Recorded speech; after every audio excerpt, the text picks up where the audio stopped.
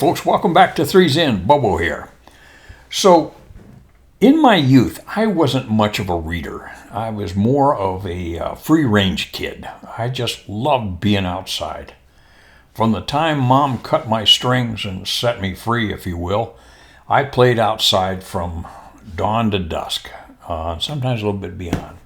At any rate, in Okinawa, I roamed the construction sites as base housing was being built in 1953.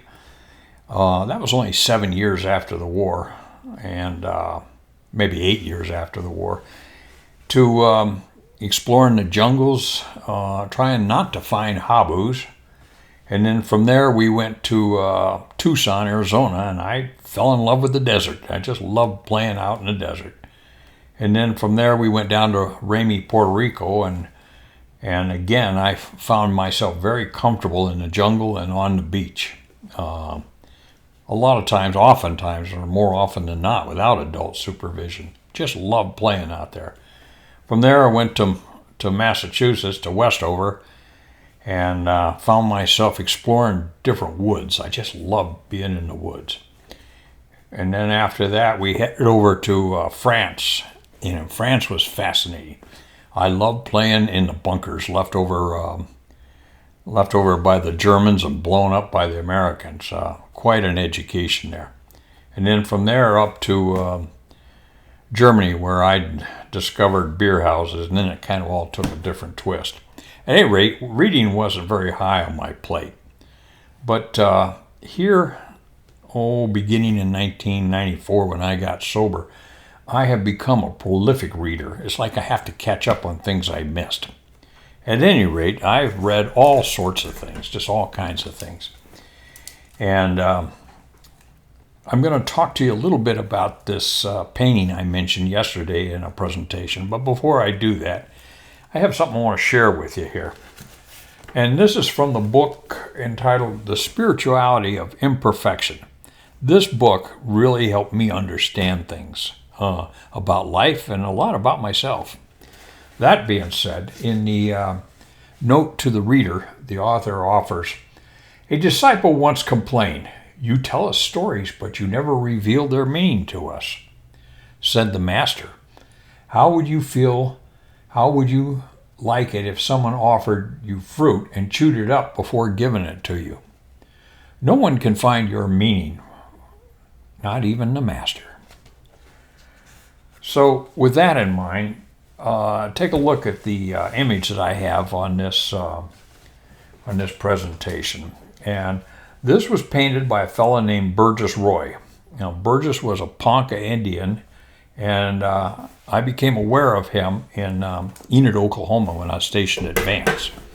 Like I mentioned yesterday, I used to pile my daughter in my pickup truck in the morning. She was probably 2, maybe 3 years old, not much older than that.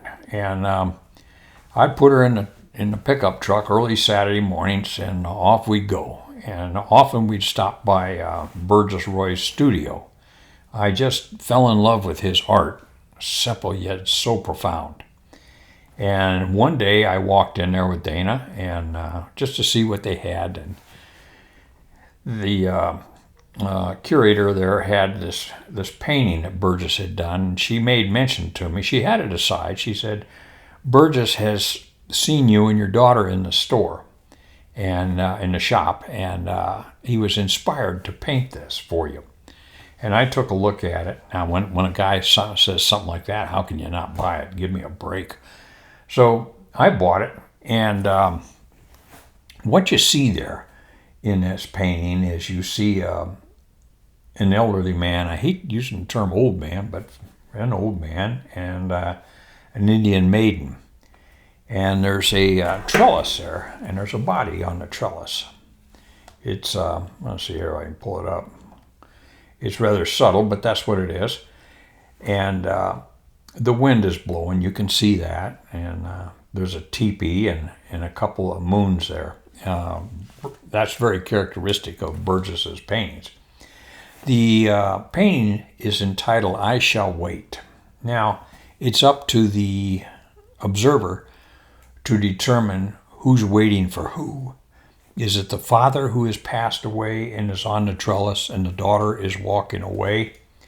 I shall wait, knowing that her father will wait for her, or is it a husband, a son?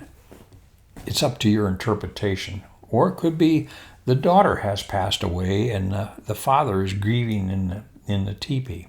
But anyway, it's very profound, and I've had it hanging in my house ever since, someplace or another. I've got it out of the frame. The frame has taken a beating over the years, so I've decided to build a new frame for it, and it's the new frame's in construction here. But at any rate, that's the story behind this painting. I hope perhaps you can enjoy it as much as I do. With that being said, this is Bobo Bass Gear. Stop.